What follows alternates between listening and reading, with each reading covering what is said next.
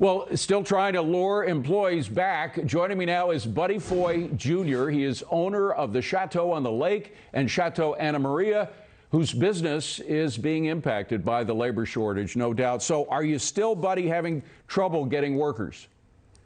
David, we're having trouble in New York specifically. We have two locations. We have a New York location, and this winter we opened up a location in Florida. Florida, we're open 7 days a week. We're open for lunch and dinner.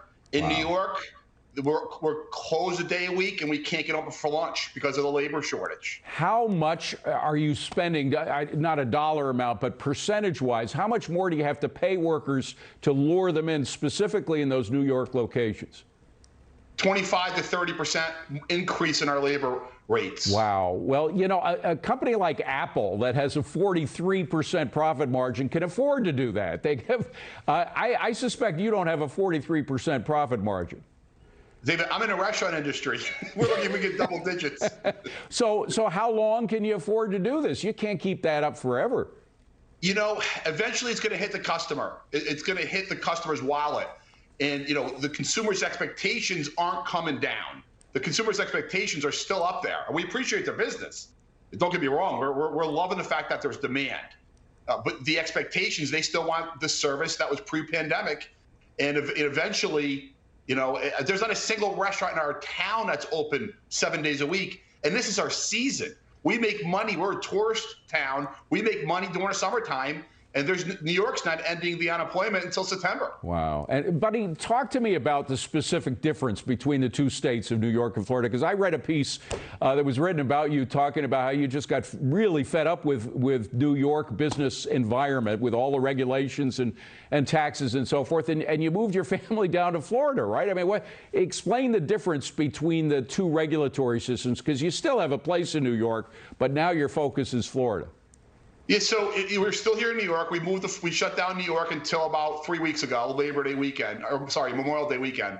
The taxes were the biggest surprise. I was a finance major in college, and you still don't understand it until you run that first payroll.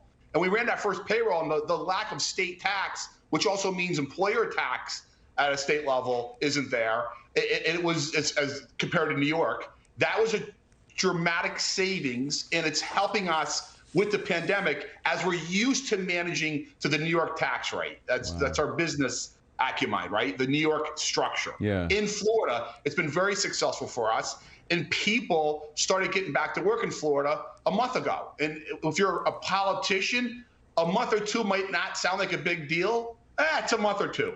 When you're a small business owner, it's another month or two on top of an already 15-month painful lack of business. So it sounds like you have zero regrets about moving down, opening up in Florida.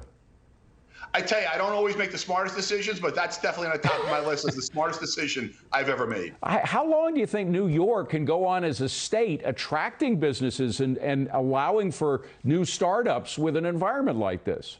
I don't think they can. I think that's been determined. It can't happen. Businesses are fleeing the state. As you know, we've lost congressional seats in the state. The business-friendly states such as Florida, businesses are flocking there.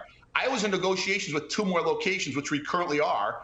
I got to tell you, the rent conversation started, you know, at a certain level, and now the conversations are 20 or 30% increase in rent because of the demand of New Yorkers going to the state of Florida to open restaurants. Wow, wow. Well, something's got to change here and in California, all the other business unfriendly states, because again, there's plenty of reasons to move to Florida. Not a lot if you're a business to move to New York. Buddy Foy Jr., congratulations on your success in Florida, and we wish you continued success in upstate New York as well. Thank you for being here. Appreciate it.